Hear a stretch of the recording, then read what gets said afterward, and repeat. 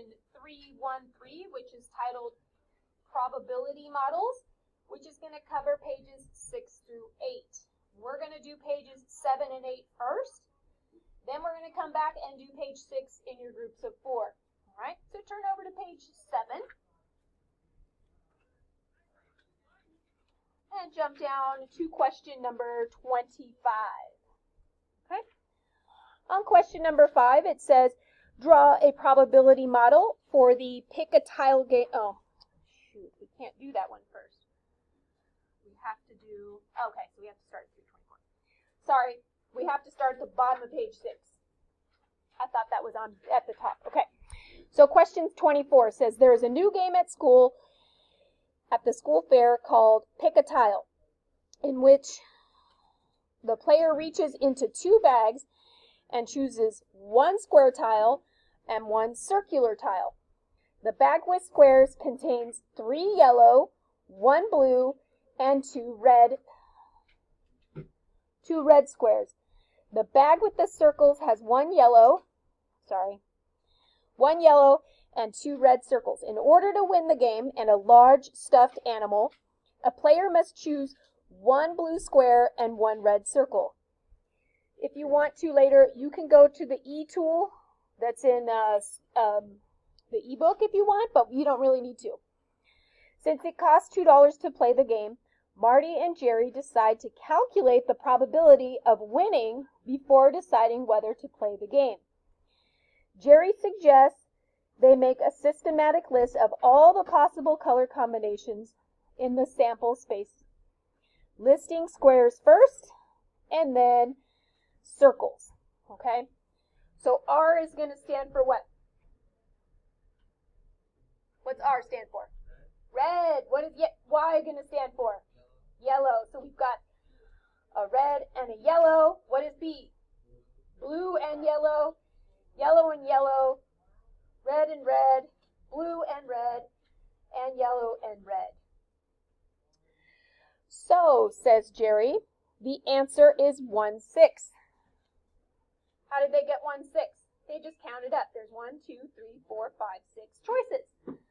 So they're saying that it's 1 out of 6 chances that they're going to win the game. All right. Flip it over to page 7. And at the top of page 7 is your first question. It says, do you agree with Jerry's answer? Jerry said they have a 1 in 6 chance of winning. Do you agree? You're going to say, yes, I agree, because, or no, I do not agree, because, and write your reason. Write that on your paper right now. Okay. For part B, we're going to make a tree diagram for this situation. Remember to take into account the duplicate tiles in the bag. Okay? So we're going to start right here. And there are 3 choices. There's red, blue, yellow. Okay? But there's not the same amount of red, blue, and yellow. Okay? If you flip back over here, the bag with squares contains 3 yellow, 1 blue, and 2 reds. The bag with circles has 1 yellow and 2 reds. Okay, so it's not an equal amount. All right? So the chances of getting a red is 2 out of 6. The chances of getting a blue is 1 out of 6. And the chances of getting a yellow is 3 out of 6. What was wrong with Jerry's statement? Jerry said it was 1 out of 6. Is that right? No, because there's not an equal amount of these different balls and squares, right? So these are, I think this one's the squares, okay?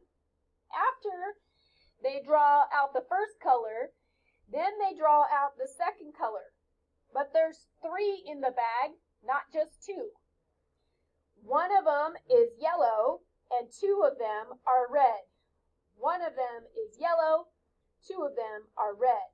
1 of them is yellow, 2 of them are red, okay? So this tree diagram, because it has fractions, means that it's not all equal, right? You have different amounts of choices or different probability for getting different colors. All right. Based on that tree diagram, we're going to answer question C. Question C says, what is the probability of a player choosing the winning combination? So what is the chance of getting a blue square? And if we follow this out, blue has what chance? 1/6. And then getting a red circle. From the blue square to the red is what? 2/3. So you're going to take 1/6 and you're going to multiply it by 2/3, and the probability of getting a blue, then a red, is going to be 2 out of 18. Part D says, should Jerry and Marty play this game? You're going to answer yes or no. Yes, they should play the game because, or no, they should not play the game because, and then you're going to answer the question, would you play the game? Why or why not? Do you like to keep your $2 or do you like to just give your $2 away? Do you want to keep your money or do you want to take your chances and have a 2 out of 18 chance of winning? Okay? Is 2 out of 18 chances good? Better than the lottery, better than the California lottery, but if you need that $2 for something else, maybe not so much. If it's extra spending money, sure. All right. Question number 25. Question 25 says, now draw a probability area model for the pick a tile game in problem 24. Use the probability area model to calculate the probability of each possible color combination of a square and then a circular tile. Okay? This is the probability area model versus that tree. So up in part B, we drew the tree. Now we're going to take the tree and change it into this area model. So if we want to get the chances of getting a yellow, then a red. So a yellow was a 3/6, and then the red would be 2/3. So you multiply 3/6 times 2/3. 3 times 2 is 6. 6 times 3 is 18. And then we can reduce that to 1/3. What are the chances or the probability of getting a yellow, then a yellow? So if you follow the tree diagram, I'm going to shrink this for just a second. Oh, wrong way. Wrong way. There we go. So on the tree diagram, to get yellow is 3/6. Then get another yellow is 1/3. So you go 3/6 times 1/3. 3 times 1 is 3. 6 times 3 is 18. That reduces to 1/6. Let's see if I can make it just a tad bigger so we can see both at the same time. There we go. All right, now what is the probability of getting a blue, then a red? Blue is in the middle, so blue goes right here. It's 1/6, and then the red is 2/3. So we multiply 1 times 2 to get 2, 6 times 3 to get 18, and then 2/18 reduces to get 1/9. All right. Now what is the probability of getting a blue, then a yellow? Blue is in the middle, which is 1/6. Yellow is right here, which is 1/3. So we multiply 1 times 1 is 1. 6 times 3 is 18. 1/18 does not reduce, so just leave it. What is the probability of getting a red, then a red? So red was 2/6, and then the second red is 2/3. So 2/6 times 2/3. 2 times 2 is 4. 6 times 3 is 18. And 4/18 reduces to 2/9. And the last one is the probability of getting a red then a yellow. So red is up top, that one's 2/6, and then a yellow is 1/3. 2/6 times 1/3. So 2 times 1 is 2, 6 times 3 is 18, and 2/18 reduces to 1/9. Okay?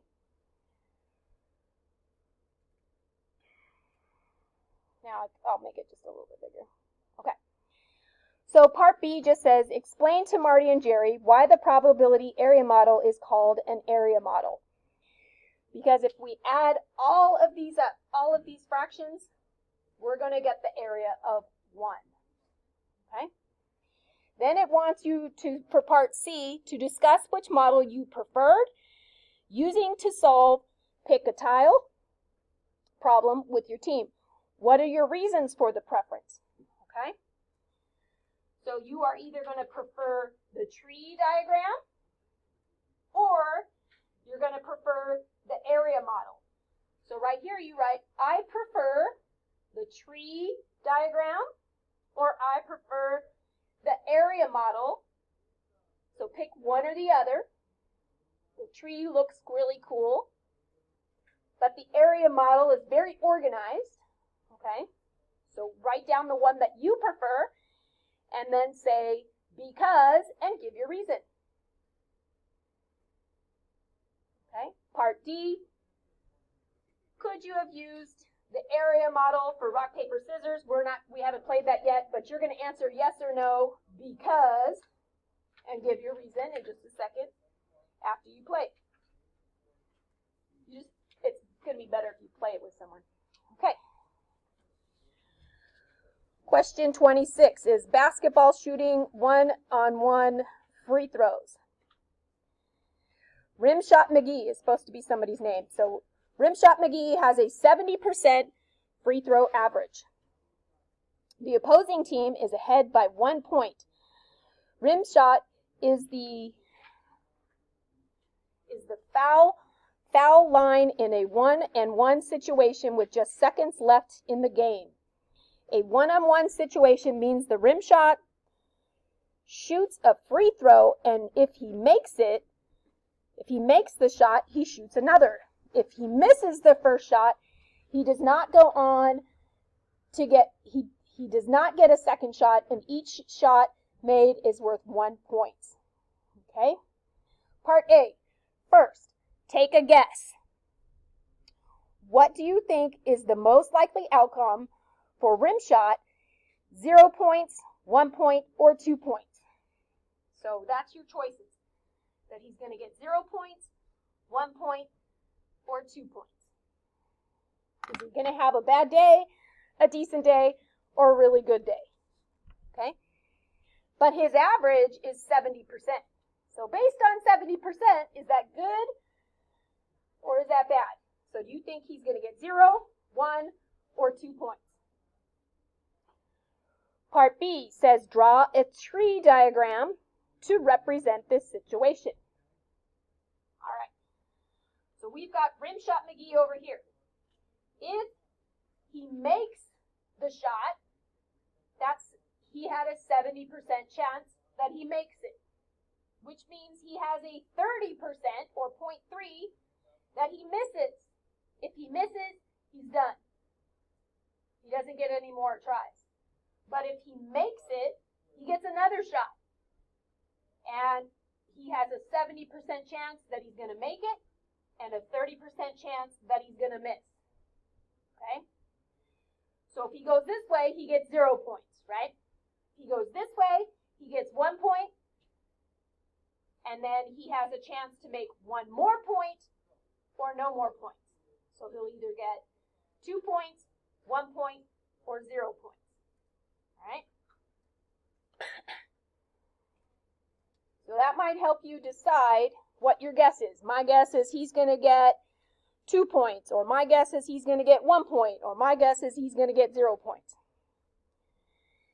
Jeremy is working on the problem with Jenna, and he remembers that area models are sometimes useful for solving problems related to probability. They set up the probability area model at right. Discuss this model with your team. Which part of the model represents rim shot